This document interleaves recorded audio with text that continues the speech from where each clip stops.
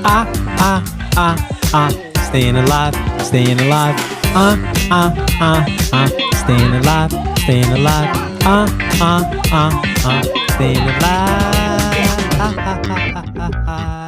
The Sixers are staying alive, ladies and gentlemen. You have found an edition of the Cheesesteaks and Takes podcast show. I am host Colby Marshall here after the Sixers win Game 5 against the Boston Celtics. Make the series 3-2 going back to Philly.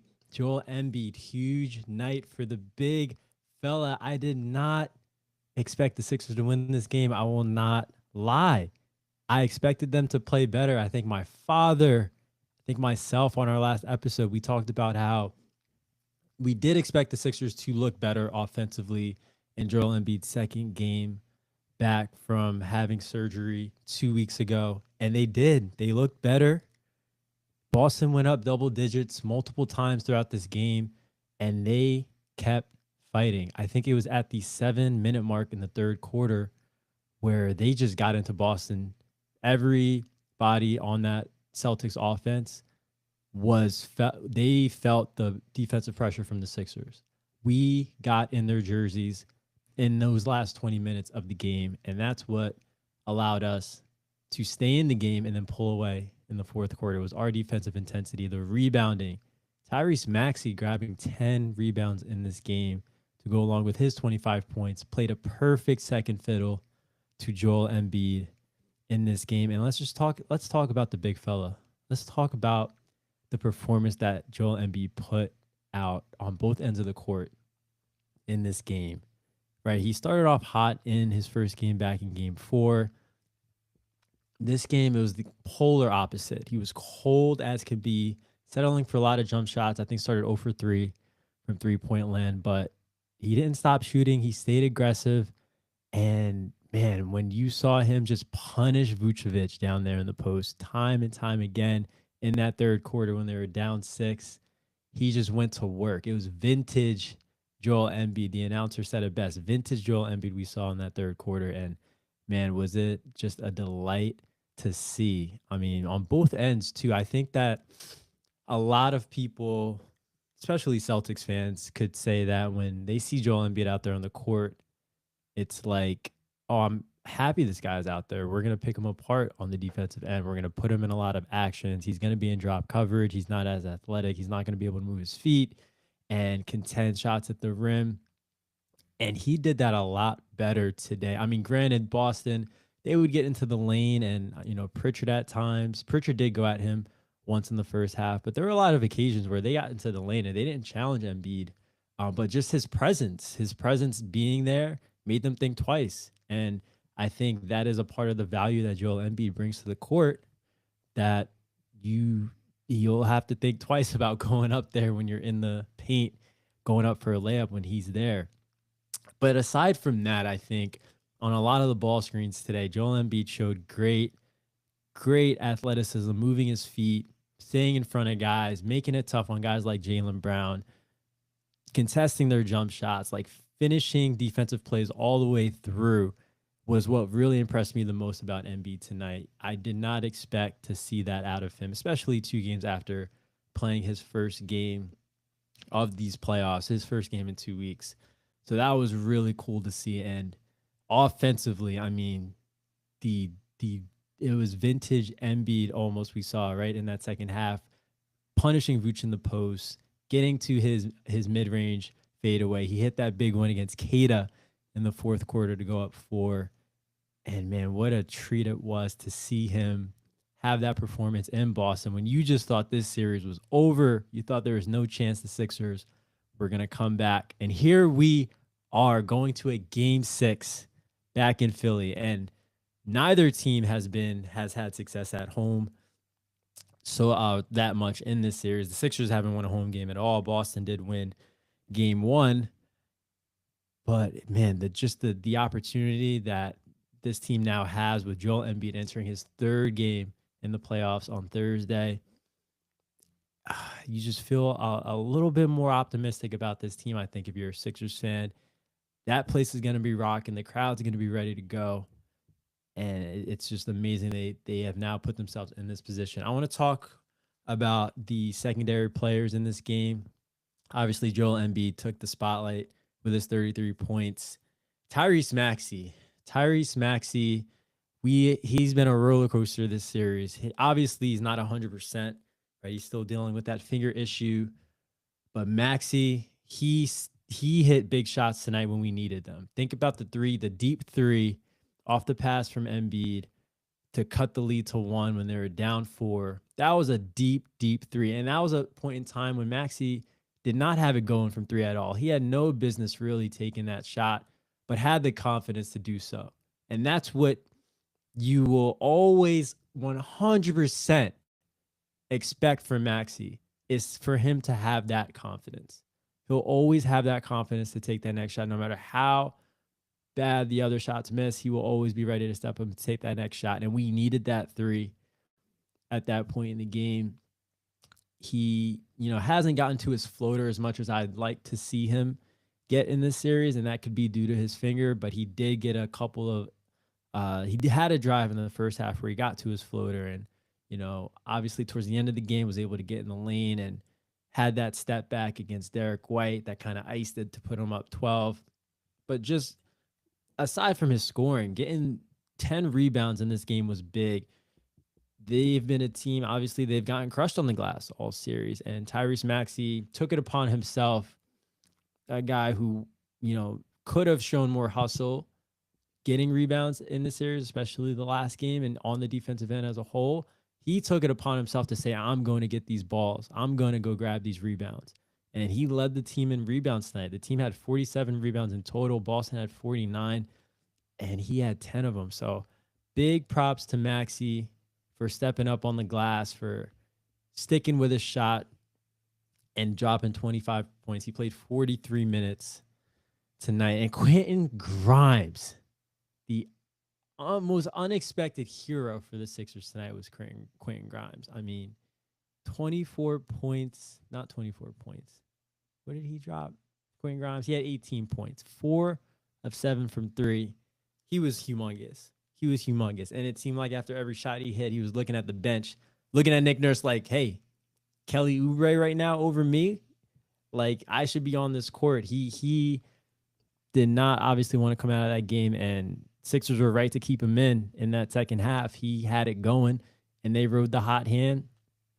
And he also, right, defensively, like you think about that sequence with Jaylen Brown picking him up, forcing that ball into the backcourt and then staying with, like, that gave me goosebumps seeing Quentin Grimes put in that effort on the defensive end on Jaylen Brown at that point in the game. Like, he had his fingerprints all over this game, and that's what we needed. I mean, this was another game where the Celtics bench looked like they were going to run away with it. They had 19 bench points in that first half, similar to game 4, and we had 0, a big 0, up until Quentin Grimes just caught fire and was able to give us a big boost on offense and on defense. And you do wonder what Nick Nurse might do in game 6. Is he going to roll with Quentin Grimes in that starting lineup with the way Kelly Oubre, right, has been struggling a little bit, shooting the ball, even defensively? He is at the helm of a lot of the breakdowns the Sixers have defensively because of his at times, he can get fatigued, and he's obviously not as athletic as he once was. But he did have some good possessions on Jaylen Brown, forced him to miss shots. But he is at the helm of a lot of the breakdowns the Sixers do have when they get to overhelping. And so you do wonder if Kelly maybe will have a short leash, if anything, in game 6. And if not, will you see Grimes get the nod? I mean, I do like the idea of Kelly coming off of the bench with his energy. I do also like the idea of keeping the things the way that they are and keeping Grimes, having him come off the bench with his energy. Will Dominic Barlow see more action? We know how good he can be on the glass for the Sixers. But you do wonder, Quentin Grimes, with this performance, if he does take a step into that starting lineup. VJ Edgecombe, he ended up 3 for 6 from 3, 3 for 8 from the field, 10 points. He helped out on the glass a lot too. Actually had a big offensive rebound for the Sixers. A couple of offensive rebounds VJ might have had, but wasn't the scoring that we've wanted to see. I actually thought VJ was going to come out really aggressive in this game.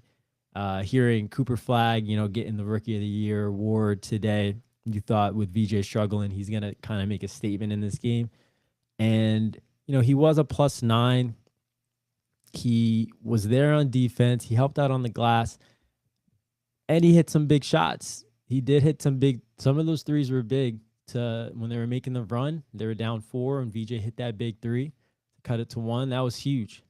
I definitely got to give VJ props. He didn't shoot a whole lot. His volume was down, but he made the most of the majority of his attempts. So props to VJ for sticking with it and staying clutch. That's what we've seen from VJ all year, is that clutch factor, the ability to not be afraid to step up and take those big shots.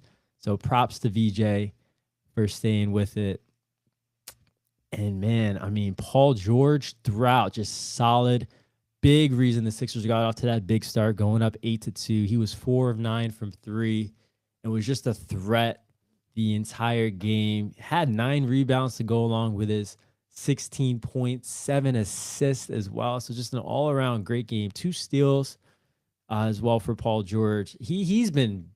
I did not expect him to play this well in the playoffs. He has been awesome for the Sixers in the playoffs. If there's anything you can take away from this series, no matter how it ends, I think you could say that you were pleased with how Paul George showed up in this series against the Celtics. And he continued it tonight, 6 of 13 from the field. And we needed it. We needed his presence, his shot-making ability, his ability to draw mismatches, to cause guys to help. He was able to find the open man. That causes the Sixers to get an open shot elsewhere. So Paul George just in 43 minutes as well. Man, you can't say enough good things, I think, in this series about Paul George.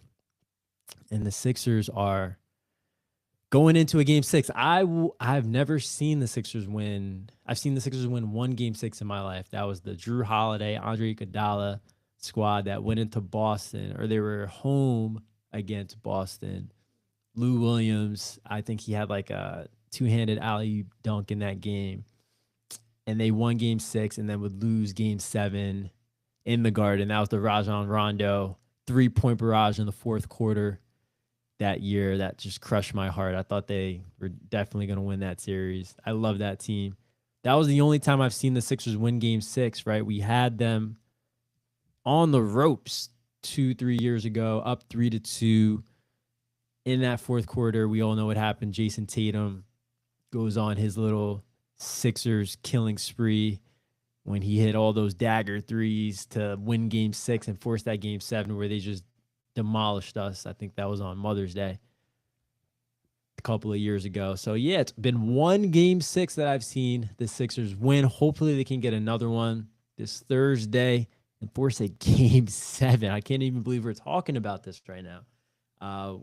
With the way they at halftime, I mean, I know they were only down 7 in this game at the half, but it just seemed like Boston, and the way the 3rd quarter started, it seemed like they were just going to pull away.